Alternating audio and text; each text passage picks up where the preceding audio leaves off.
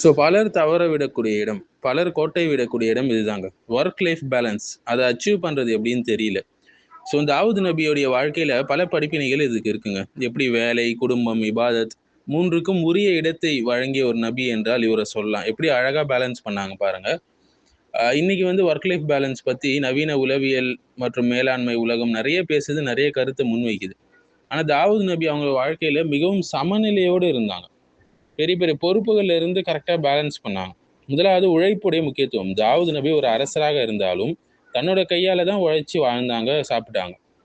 So நபிஸ்லாஸ்லம் கூட சொன்னாங்க, தன் கையால் உழைத்து சம்பாதித்த உணவை விட சிறந்த உணவு ஒருபோதும் உண்டதில்லை சொன்னாங்க. சஹீல் புகாரியில் வரக்கூடிய ஹதீஸ். அவங்ககிட்ட அதிகாரம் இருந்தது, செல்வாக்கு இருந்தது, அதே நேரத்தில் சுய உழைப்பையும் அவங்க விட்டுல. வேலை செய்வது வந்து உலக ஆசை கிடையாதுங்க. நிறைய பேர் தவறாக புரிஞ்சுக்கிறாங்க. ஹலாலான உழைப்பே ஒரு இபாதத் தான், நியத்து நமக்கு சரியாக இருந்தா. ஸோ அடுத்து இபாதத்துக்கான நேரம். அல்லாஹ்வுக்கு மிகவும் விருப்பமான தொழுகை வந்து தாவூத் அலைஹிஸ்ஸலாமுடைய தொழுகை.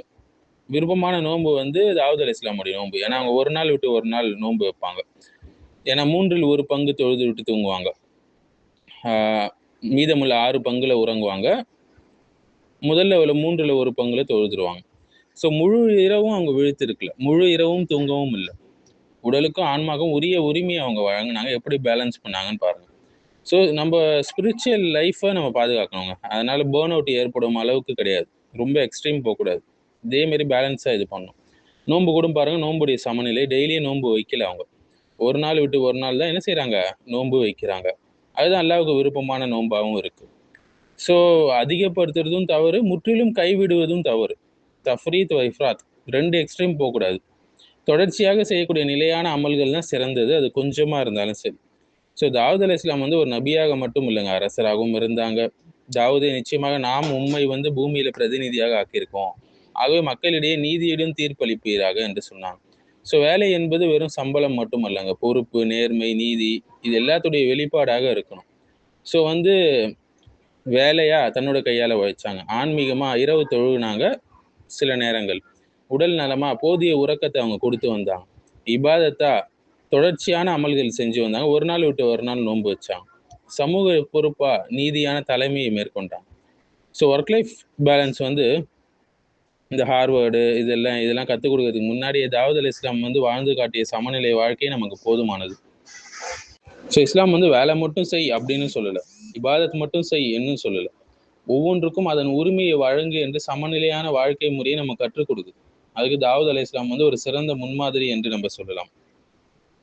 நீங்கள் ஹார்வர்டுடைய பிஸ்னஸ் ரிவ்யூ ஆகட்டும், ஹார்வர்ட் தலைமைத்துவ ஆய்வுகள் ஆகட்டும், எல்லாம் பார்த்தீங்கன்னா ஒர்க் லைஃப் பேலன்ஸ் குறித்து சில முக்கியமான கருத்துக்கள்லாம் வலியுறுத்துவாங்க. எப்படி எல்லைகளை அமைக்கணும், ஓய்வு மற்றும் மீள் உருவாக்கம் எப்படி செய்யணும், நிலைத்த செயல்திறன் அதாவது சஸ்டைனபிள் பர்ஃபார்மன்ஸ் எப்படி கொடுக்கணும், வாழ்க்கையோட பல்வேறு பங்குகள் எப்படி அமைச்சிக்கணும், ஒரு ஊழியராக மட்டும் இல்லாமல் பெற்றோரா, துணைவரா, நண்பரா, சமூக உறுப்பினரா எப்படி எல்லா பொறுப்புகளையும் மேற்கொள்ளணும் என்றெல்லாம் சொல்லியிருக்கு. இதெல்லாம் இப்போ தான் அது சொல்லிச்சு. ஆனால் 1400 வருஷத்துக்கு முன்னாடி தாவூத் அலைஹிஸ்ஸலாம் வாழ்க்கையில் அவங்க செஞ்சு காட்டிட்டாங்க.